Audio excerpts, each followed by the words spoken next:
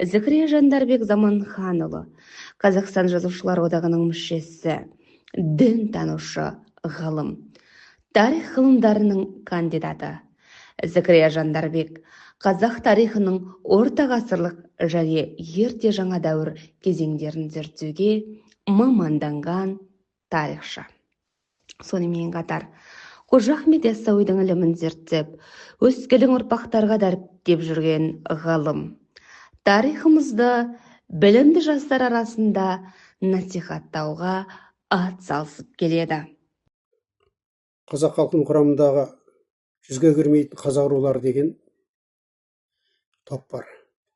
Ал енді осының негізі қайда, оның себебі неде деген, жоқ әлде бұл жаңағы 100-ге кірмейтін рулар қазақ емес пе деген, былайша айтқанда түсінік пайда болады. Шындығына келгенде бұл кісілердің барлығы қазақ және оның барлығы қоңырат деп мен толығымен айта аламын. Оның себебі неге? Оның себебі қоңыратқа, былайша айтқанда тайпасының басына түскен үлкен бір орта ғасырлардағы үлкен қасірет бар, тарих бар. Сол тарихтың несінен, былайша айтқанда, қаншама қазақтың қоңыраттың құрамындағы, тайпасының құрамындағы рулар адасып қалды. Сол адасуына себеп болған не нәрсе? Себебі қоңырат тайпасы Алтын Орданың кезінде Бату хан ұрпақтарының негізгі арқа сүйер тірегі болды. Осы арқа сүйер тірегі бола жүріп, кім ордаға қарсы шықса, орталық ордаға қарсы шыққанның барлығы кім жазылады? Сол қиятпенен қоңырат тайпалар жазылады. Соның әсері тура осы сыр бойындағы қоңыраттарға тікелей байланысты болды. Себебі мына Алтын ордаға қарсы шыққан Орда еженің ұрпақтарының сол 1350 жылдардағы көтеріліс кезінде соларды аямай жаншыған, соларды аямай жазаға ұшыратқан қоңыраттар болатын. Міне сол кезде ақсақалдар айтқан екен: әй, қысас 40 жылда деген, ертең мына өздерің басыңа түсіп жүрмесін, сендер неге соншалықты оларды қырдыңдар деген әңгіме сол кезден қалған. Бұның барлығы Моласы ел деген кісінің қолжазбасында тұр. Міне осы қолжазбада неге қарағанда 1359 жылы Бердібек хан өлгеннен кейін, Қараноғай билікке келгеннен кейін, одан кейін соңында бұл билікке кім келді? Және қазақ ханының Жәнібектің әкесі Барақ келді. Барақ келген кезде сол баяғы Бату ұрпақтарының мүддесін қорғаған қоңыраттарды, Орда еженің ұрпақтарына қарсы келген қоңыраттардың барлығын қылыштың жүзінен өткізді. Қоңыраттарды сыр бойынан қуып, бір жағы асып, қырғыз, қазіргі мына Ұлы Жүздің жеріне, Мерке жаққа, Тараздан ары қарай, одан ары қарай неге өтіп кеткен қоңыраттар бар қырғыздың құрамында. Ол қырғыздардың құрамындағы қоңыраттар әлі сол жерде отыр, қалып кетті көпшілігіне. Ал енді сонымен бірге Бұхара жатқан кеткен қырғыздар да бар. Міне қоңыраттар бар. Осы қоңыраттардың барлығы кейіннен барып, Есім ханның кезінде ғана бері қарай келіп, ауып, осы жерге келіп бас қосты. Міне сондықтан да осы кезде олар нені жоғалтып алды? Өзді былайша айтқанда пірлерінен ажырап қалды. Ол пірлерінен ажыраудың тағы да бір екінші себебі бар еді. Ол 1460 жылдары, ал 60 жылдары қазақ өзбек ұлысының үшке бөлініп, қазақ өзбек ноғай болып бөлінген кезде орта жүзде пір болған Қарахан қожалар әулеті толығыменен едігенің ұрпақтарының соңына етіп, өздері билік құрып отырған ру тайпалардан бөлініп кеткен болатын. Бұл да былайша айтқанда сол кездегі халықтың өзінің шежіресінен айырылып қалуына тікелей ықпал етті. Себебі шежіренің барлығы кімде түсетін? Сол былайша айтқанда қожалар әулеті түсетін еді. Міне осының салдарынан көйлегендер де, мысалы өзге 100-ге жатпайтын қазақ рулары дейді ғой, солар да тікелей осымен байланысты, осы сипатымен байланысты. Олардың бәрі қоңырат болатын. Сондықтан да көлегеннің қоңырат екендігінде шек жоқ. Себебі осындай екі фактордың көлегендердің шеттеп қалуына, жүздің құрамына кірмей қалуына себеп болған осы жайт. Себебі ол мысалы олардың өздерін басқарып отырған қожалар әулетінің рухани жетекшілері болған қожалар әулеті болған кезде олар ешқашан да дей алмас еді, адасып қалған болар еді. Өкінішке орай олар осылай адасып кетті. Қазір соны отыр. Бірақ бұлардың қазақ екендігінде ешкім яғыла алмайды, күмән келтіре алмайды. Себебі олардың тілі бір, әдет, ғұрып, салт дәстүр бәрі бар. Және сол құлшығыштардың қасында, құлшығалыш тайпасының қасында жүр. Біз сондықтан да мына көлегендердің және олардың ата қоныстарының бәрі сырдың бойында болғандығы сол жердегі былайша айтқанда тарихи атаулармен тікелей байланыс барлығын көріп, сол арқылы біз көлегендердің, осы қоңыраттардың бір атасы деп айта аламыз. Сондықтан да бұл жерде меніңше ешқандай да күмән келтіретін ештеңе жоқ. Оған сол орта ғасырларда үлкен қоңырат тайпасының басына түскен үлкен қасіретті тарих себепкер, және ол сол куә. Сондықтан да көлегенді мен қоңыраттың бір баласы деп танимын. 65 Мақсат 65ұлы, тарих ғылымдарының докторы, Гумилев атындағы Еуразия ұлттық университетінің профессоры, тарих және қоғамдану ғылымдарының академигі. Сонымен қатар Мақсат 65ұлы қазақ тарихы мен шежіре зерттеулеріне маманданған көрнекті тарихшы. Жасаған еңбектері қазақ тарихының дереккөздік базасын байыта білген көрнекті ғалым. Қазақ шежіресінің өзекті бір тақырыптарына байланысты сөзімізді ортаға салайық деп отырмыз. Соның бірі мына қазақ шежіресінде айтылатын басты ұғым бұл қазақ халқының атам қазақтан таралуы туралы түсінік. Сол атам қазақтың балалары ақ арыс, жан арыс, бек арыс деген кәдімгідей ұлдары немесе олардың жаңағы ұрпағы ретінде көрсетіледі. Яғни бұл мәселе қазақ халқының шежіре нұсқалық баяндалуында қазақтың нақты бір қазақ есімді бір адамның ұрпағы ретінде баяндалып, және оның нақты осы 300-дің атасы болған ұлдары жайында аңыз айтылады. Бұл аңыз генеалогиялық сипатта деп білеміз. Енді қаншалықты осындай аңызға сеніп қарауға болады? Бір жағынан бұндай мифологиялық жүйе тұтас бір халықты, ұлтты туыстық жүйесінде түсіндіруге құрылғандығын көреміз.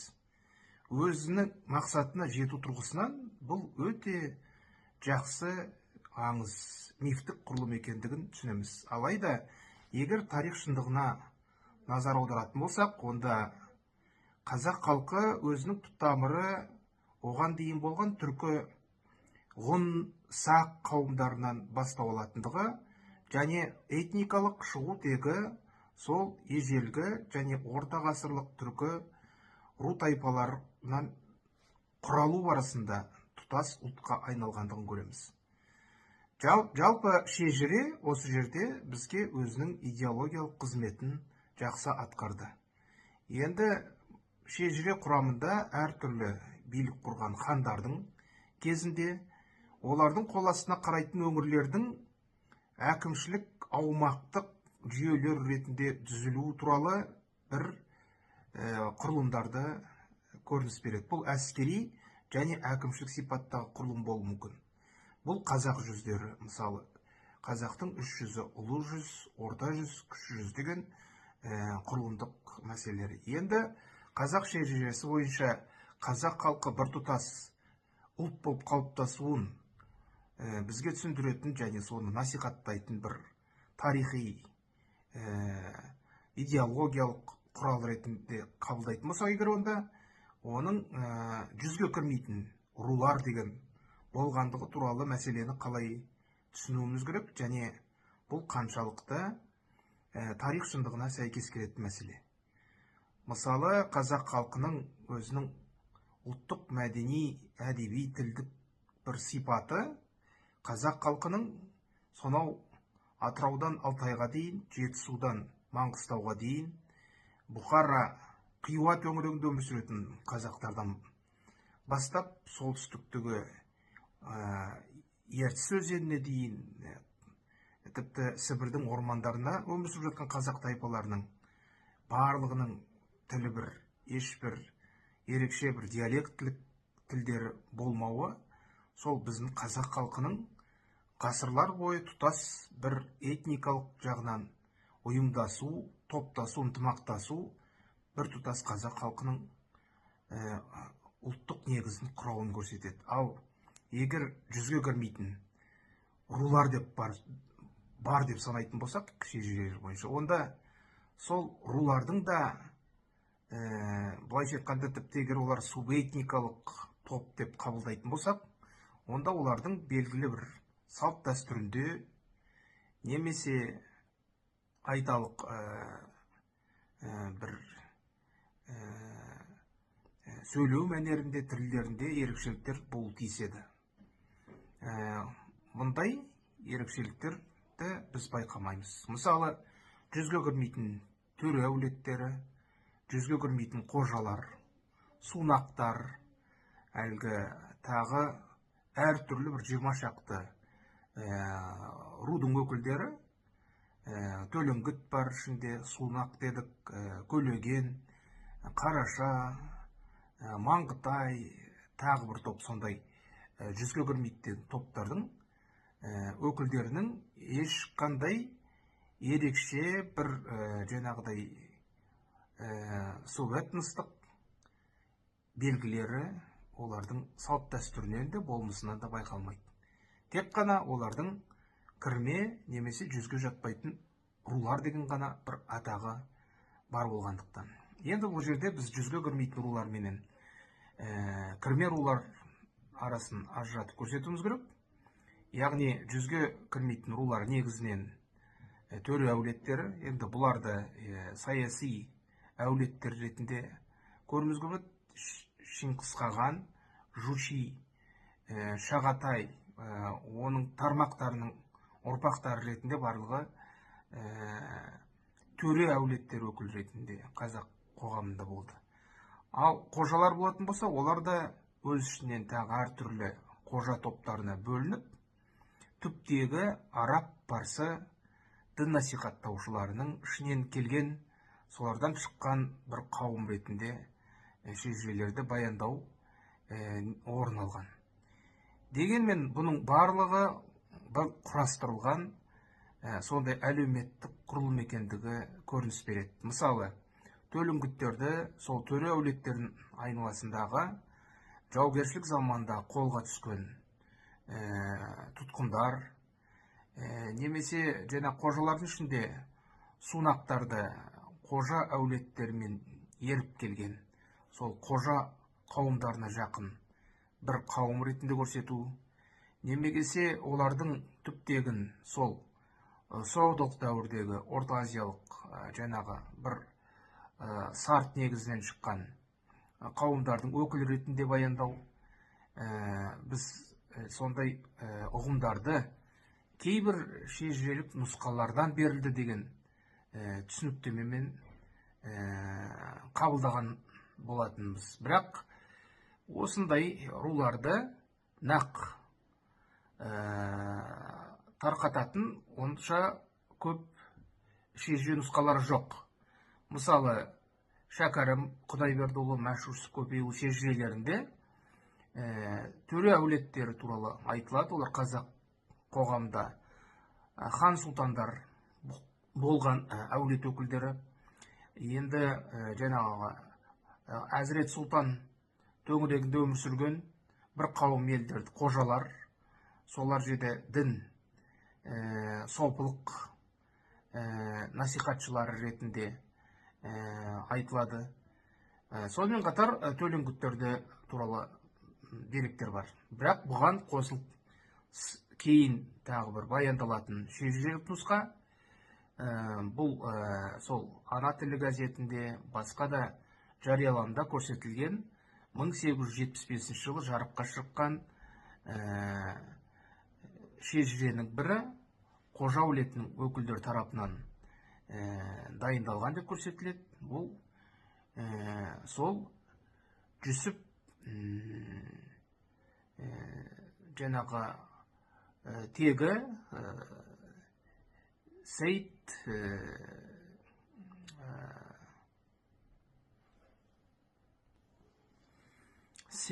әулетінен қожалардың ішіндегі Сайдақ қожа Жүсіп ұлы деген адамның жазып кеткен шежірелік нұсқасы жарияланған деген мәтіннен алынды деген, кітап болып басылған кітаптан алынды деген Сайдақ қожаның шежіресі. Бұл жерде Сайдақ қожа Жүсіп ұлы біршама қазақ руларын жүзге кірмейтін рулар ретінде көрсеткен. Соның ішінде Ташкенттің төңірегінде өмір сүретін әртүрлі Құрама, Көлеген, Сунақ, Маңғытай сияқты біршама рулардың аттары аталады.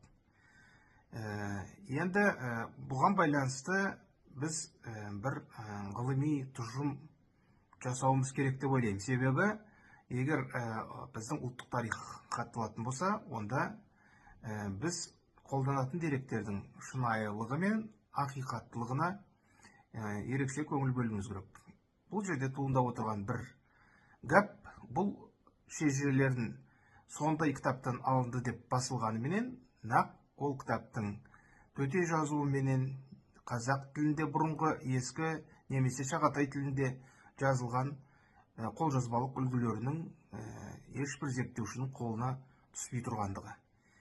Демек, бұндай дереккөздің түпнұсқасы егер болмайтын болса, онда біз ол мәліметтерді ақиқаттылығы тұрғысынан қабыл ала алмаймыз. Яғни бұл тарих шындығына сәйкес келмейтін деректер ретінде қарауымыз керек. Ал енді осының ішінде айтылатын Көлеген руы бұл кейінгі уақытта әртүрлі жорамалдар келтіріліп, кейбіреулері тарихи Рашид ад-Диннің Жәмиат тарих еңбегінде айтылатын сол Шыңғыс ханның әртүрлі әйелдерінен тараған балалары, және соның бірі Құлан ананың балалары,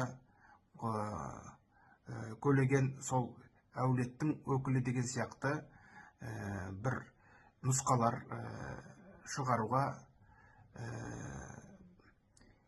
тырысатын жарияланымдар болды.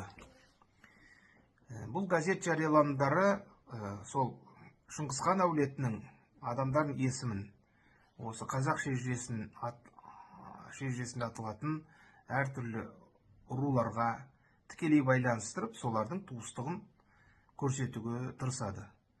Бірақ адамдардың тек қана есімдерінің ұқсастығы ол ешбір дәлел бола алмайды. Өйткені бұл бір ғана дерек көзімен емес, бірнеше әртүрлі тарихи деректердің мағлұматтарымен расталуы тиіс.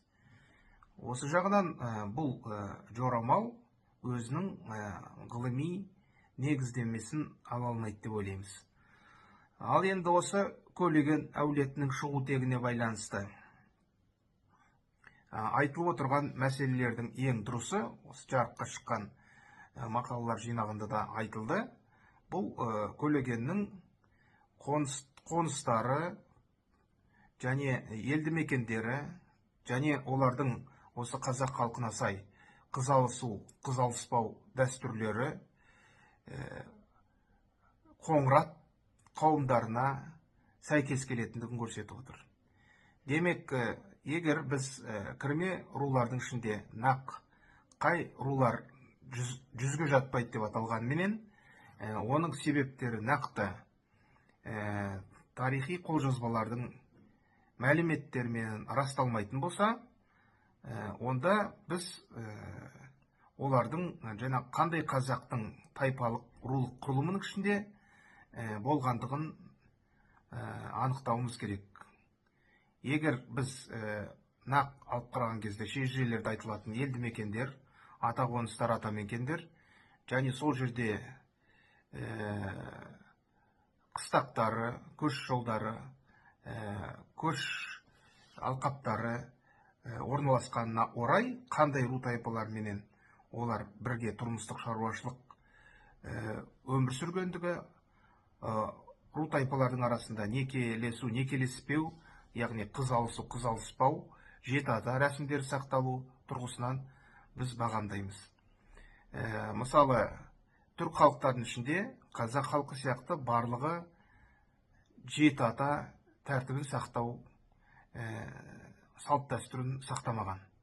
Қазақ халқы әсіресе ең бірінші оның халықтық салты ретінде ұстанатын дәстүрі ол туыстардың жеті атаға дейін өзара қыз алыспау. Міне, бұл әлдеқайда маңызды көрсеткіш.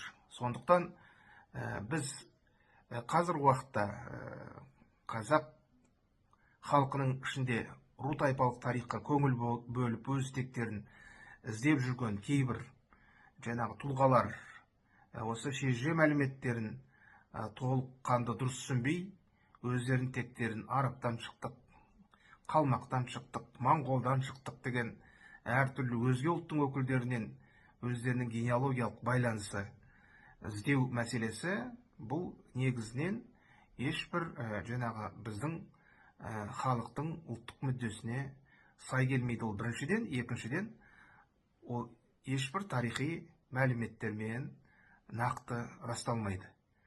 Сондықтан біз қазақ халқының ынтымақ бірлігін көздеп, олардың ру тайпалық жадысын, ата тектік негізін, генеалогиясын талдауда және қазіргі жарыққа шығып жатқан шежірелік нұсқаларда сол қазақ халқының әртүрлі негізгі іргелі ру тайпаларының құрамындағы ру тарамдарын нақтылап түзіп алуымыз керек.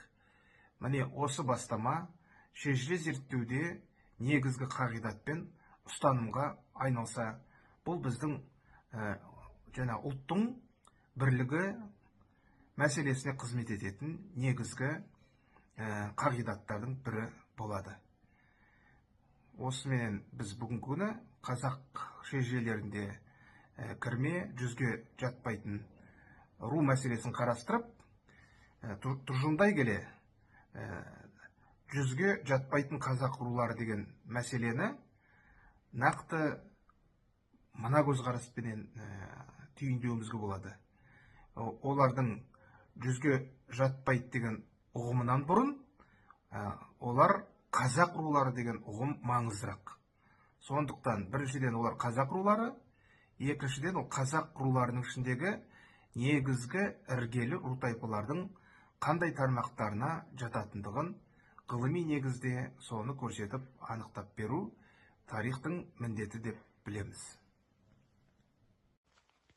Жеңіс Жомарт Жеңісұлы, тарих ғылымдарының докторы, профессор, ежелгі дүние, орта ғасырлар мен іргелес елдер тарихының маманданған ғалымы. Шоқан Уәлиханов атындағы тарих және этнология институтының бас директорының халықаралық байланыстар бойынша орынбасары.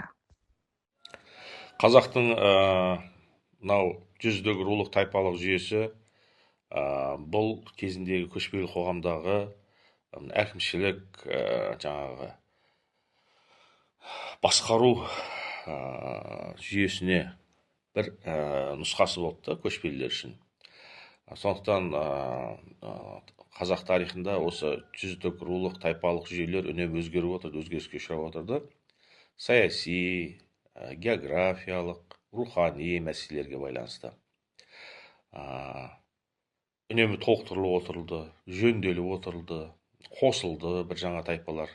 бір тайпадан бір жүзден бөліп екінші тайпаларға қосып отырды. Жаңағы сұранысқа орай, жағдайға қарай. Бірақ мына соңғы 3 жылдай болды ғой ондай өзгерістер, ондай түзетулер біздің шежіремізде, біздің рулық тайпалық жүйемізде аса үлкен ондай өзгерістер орын алған жоқ. Неге? Өйткені біз соңғы 3 жыл бойы өз басымызбен қайғы көріп кеттік қой. Орыс билігі келді, патша билігі. Одан кейін кеңес одағының тұсында болдық. Ол жүздік билік мәселелерді талқыламақ түгілі басымызбен қайғы болып кеттік. Осы кезеңдерде бізде бір түсінбейтін, шешімін күтетін мәселелер қалыптасты. Солардың бірі мына Қоңырат тайпасының құрамындағы Көлеген руына қатысты болды. Енді біздің қазақтың рулық жүздік құрылымы, оның қазақ мемлекеттілігінде орны, шежірелердің рухани астары туралы Жамбыл Артықбаев, Мақсат Алпысбес, Зікірия Жандарбек сияқты ағаларымыз көп еңбек етті. Сол кісілердің мына қалыптастырып келе жатқан жаңа методологиясы, жаңа концепциялардың арқасында бізге біраз мәселелер түсінікті келе жатыр. Енді қазақтың тарихын терең зерттеу үшін, дұрыс зерттеу үшін бізге қазақтың әрбір руын, тайпасының тарихына көңіл бөлуіміз керек. Өйткені осы тайпалардың, осы рулардың тарихын зерттеу арқылы қазақ халқының тарихы айқындалады, дұрыс зерттеледі деп ойлаймын. Сондықтан Көлгенге қатысты мәселенің туындауы өте бір жағынан құптарлық жағдай, түсіністікпен қарайтын жағдай. Өйткені осы бір тайпаның, бір рудың артында қаншама қазақтың тарихындағы бір кезеңдер тұрды. Осы рудың мәселесін шешу арқылы біз көп қазақ тарихында көптеген жаңағы күрделі сұрақтарға жауап табамыз. Енді қазақтың ру тайпалары айттық қой, жаңа әртүрлі жағдайларға байланысты бөлініп, басқа бір руға, басқа бір тайпаға қосылатын жағдайлар болады. Енді соның ішінде Қоңырат тайпасы өте тарихы терең тайпа, қазақ халқының құрамындағы. Оған қатысты, Қоңыраттарға қатысты жазба деректер де бар, ауызша деректер де бар. Орта ғасырлық деректер өте көп. Мынау Рашид ад-Дин, басқа да орта ғасырлық авторларда Қоңырат туралы жазбай кетпейді. Өйткені бұл Шыңғыс ханның тарихына, Шыңғыс хан империясының тарихымен тығыз байланысты тайпа. Және Қоңырат тайпасы тек қана қазақ халқының құрамында емес, өзбек, қарақалпақ, басқа да мынау Евразиядағы түркі ұлттарының, түркі халықтарының құрамындағы тайпа. Кейде мына қазақ халқының құрамындағы Қоңыраттардың атауымен рулардың өзбек немесе қарақалпақ халқының құрамында Қоңыраттың ішіндегі рулардың құрамы да сәйкес келе бермейді. Ал бірақ бұдан біз ешқандай бір келеңсіздікті іздемеуіміз керек. Бұл керісінше Қоңырат тайпасының өте үлкен, орталық Азияда ірі тайпа болғанын көрсетеді. Сондықтан да мына Көлгенге қатысты осындай сұрақтардың тууы заңды. Енді соңғы кездері осы Көлген тайпасын Қоңыраттан бөліп алып, басқа бір руларға, басқа бір жүйеге таңып жүрген келеңсіз жайттар кездеседі. Ол енді оның себебін бір-ақ нәрседен іздеуге болады. Қазір мынау бізде мемлекетімізде ұлттық мемлекеттік идеология сәл бәсеңсіп тұр. Осы кезде әрбір тайпа, әрбір ру өзінің идеологиясын жасап жатыр да. Өздерінің тарихын Шыңғыс ханмен байланыстыруға деген талпыныс өте күшті біздегі рулардың арасында.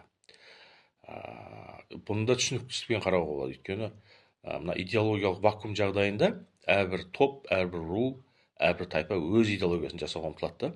Өз тарихи тұлғаларын, өз даңқты тарихын қалай болса соны жазып шығуға тырысады. Сондықтан оған да түсіністікпен қарауға болады, бірақ бәрібір тарихи ақиқат керек. Біз егер ол Көлегенді Шыңғыс хан әулетімен байланыстыратын болсақ, яғни оны төре тұқымынан деп есептейтін болсақ, онда біз осы уақытқа дейінгі қалыптасқан рулық тайпалық жүйеде бір күмәнді мәселелер тудырамыз да. Қазақта руға кірмейтін мына қасиетті немесе былай ақсүйек рулар дейміз ғой, солардың әрқайсысының өзінің функциялары бар. Қожалардың функциясы мынау шариғат үкіммен, әдет ғұрып заңдарымызбен елді басқару және діни білім беру болып саналады. Олардың міндеті. Төрелердің міндеті ел басқару болып саналады. Сол сияқты әр ақсүйек рудың өзінің функциясы бар. Ал осындайда сұрақ туындайды, егер Көлеген руы Қоңырат емес, осы ақсүйек руынан болса, оның міндеті, функциясы қандай болды деген сияқты. Яғни бұл халықтың жанында жоқ, қолдан жасалған жасанды теория деп ойлаймын. Қоңырат Көлеген Қоңыраттың бел баласы, оған көптеген шежірелік деректер болсын, жазба деректер болсын, барлығы бар. Осы уақытқа дейін қаншама конференциялар болды, ғылыми зерттеулер болды, экспедициялар ұйымдастырылды. Ең бір басты дәлел осы Көлегеннің Қоңырат екеніне. Қожа Ахмет Яссауи бабамыздың кесенесінде дамылдап жатқан Бәйімбет Өтей Батыр бабамыздың өмірбаянында сол жерде тіркелгенде Қоңырат деп тіркелген. Атам заманнан бері Көлегендер өздерін Қоңырат руының бел баласымыз деп санады. Сондықтан біздің ғалымдар, қазіргі ғалымдарды бір ауыздан, әрине оны бір жалаң ат үсті айтылған ой емес, бұны терең зерттеп, түрлі конференциялар ұйымдастырып, зерттеулер жүргізіп, экспедициялар ұйымдастырып, осындай қорытындыға келдік. Сондықтан ел боламыз десек, бірлікке қарай ұмтылу керек. Жалаң, жалған ойлардың, идеялардың етегінде кетпейік. Ондай идеялардың әдетте арт жағында сыртқы күштер тұрады, қазақтың бірлігіне, тұтастығына қызғанышпен қарайтын, соған отқа май құятын. Солардың жетегінде кетіп қалмайық. Әр қазағым жалғызым деп, керісінше, мына бізде қазір осындай тенденция байқалады. Қазақтықтан қашу, өзін басқа этникалық топқа жатқызу, мысалы, ол өте қатерлі құбылыс. Атам заманнан бері қазақтың жүзге кірмейтін руларының өзі, ақсүйек руларының өзі қазақпен тұтас болды да, ешқашан олар өзін қазақтан бөліп жарған жоқ. Бірақ міне соңғы кезде сондай сыртқы күштердің ықпалы болу керек. Біз арабпыз, біз моңғолмыз деген сияқты, біздің арғы тегіміз сондай екен деп, біз қалмақпыз деген сияқты бір үрдістер байқалады. Бұл өте қатерлі үрдіс. Бұл мемлекетімізге, қоғамымызға, бірлігімізге зиян келтіретін. Сондықтан тек тарихи деректерге сүйенейік, тек кәсіби тарихшылардың зерттеулеріне сүйенейік. Сөйтіп ел болатын елдің тірлігін жасайық. Ал біздің тағы да қайталап айтам, Көлегеннің Қоңырат екеніне дау жоқ, оған барлық деректер жеткілікті.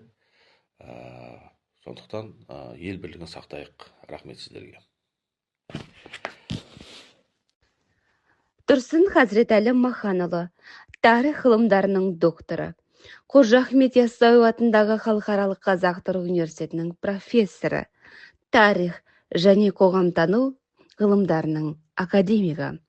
Тұрсын Хазіретәлі алаштану, тұлғатану және тарих методология салаларына маманданған ғалым. Қоңырат тайпасының тарихы мен шежіресін зерттеп, елеулі еңбектер жазған. Сонымен қатар, Көлеген руының тарихы мен шежіресін зерделеп, алға шарыққа алып шығушы. Тұрсын Хазіретәлі Маханұлы Қазақстан Жазушылар одағының мүшесі. Құрметті көрермен қауым, біздің бүгінгі әңгімеміз қазақтың іргелі тайпасы Қоңыраттың құрамындағы Көлеген руының тарихы, шежіресі, этногенезі төңірегінде болмақ. Жалпы Қоңырат туралы біраз зерттелді. Сол осы өзіміз 2016 жылы Қоңырат тарихы мен шежіресі деген атпенен ұжымдық үлкен монография шығарғанбыз. Оған екі ғылым докторы, төрт тарих ғылымдарының докторы, бір филология ғылымдарының докторы автор болып қатысып, көп жұмыстар атқарылды. Осы еңбек жазылған кезде біз Қоңыраттың құрамындағы тайпалардың барлығын түгелдегенбіз. Ал кейін сол кезде де айтылып кетті, Көлеген руы жөнінде мәліметтер аз ғана болды. Енді кейін сол 2016-17 жылдан кейін біз Көлеген тарихы мен шежіресіне ден қойдық. Оған бастамашыл болған Оспан Ислеуов ағамыз, сол кісінің бастамасымен, сол кісінің қолындағы аса мол деректерді пайдалана отырып, Көлеген руының тарихы, шежіресі, оның этногенезі жөнінде ізденістерді бастап кеттік. Соның нәтижесінде қаншама ғылыми мақалалар жазылды, қаншама пікір алысулар болды. Солардың барысында осы жалғыз біз емес, басқа да осы қазақ тарихы мен шежіресіне қызығатын әріптестеріміз қосылып, оларда үн қосып, осы тақырыпқа байланысты көптеген еңбектер жасады. Соның ішінде атап өтетін нәрсеміз мынау қазақ этнологиясындағы айтулы тұлға Жамбыл Артықбаев, Мақсат Алпысбестер өздерінің пікірлерін білдірді. Енді Көлеген руы жөнінде, мынау Көлеген руы жөнінде 19 ғасырдың аяғында Бұхарға жарық көрген қазақ шежіресі деген қолжазба кітапта мынау қазақтың жүзге кірмейтін рулары деген бір тарау бар. Сол деректе 20-дан астам руларды қазақтың жүзіне кірмейтін рулардың қатарында айтады Сайдақ Қожа деген қария. Енді бұл деректің түпнұсқасын біз таба алмадық, бірақ айналымдағы деректерге қарап талдау жасадық. Соның деректерінде Көлегенді жүзге кірмейтін ру тайпалардың құрамына енгізіп жіберген. Ал біз өзіміздің қолымыздағы бар іздеп тапқан шежірелік тарихи деректерімізді салыстыра келе, Қоңыраттың жүзге кірмейтін емес, Көлегеннің жүзге кірмейтін емес, жүзге кіретін, соның ішінде Қоңыраттың құрамындағы белді рулардың бірі екендігін анықтадық, сол бойынша тұжырым жасадық. Енді кез келген ру тайпаның атауын генезисін анықтағанда, ол ат қалай шыққан деген мәселе.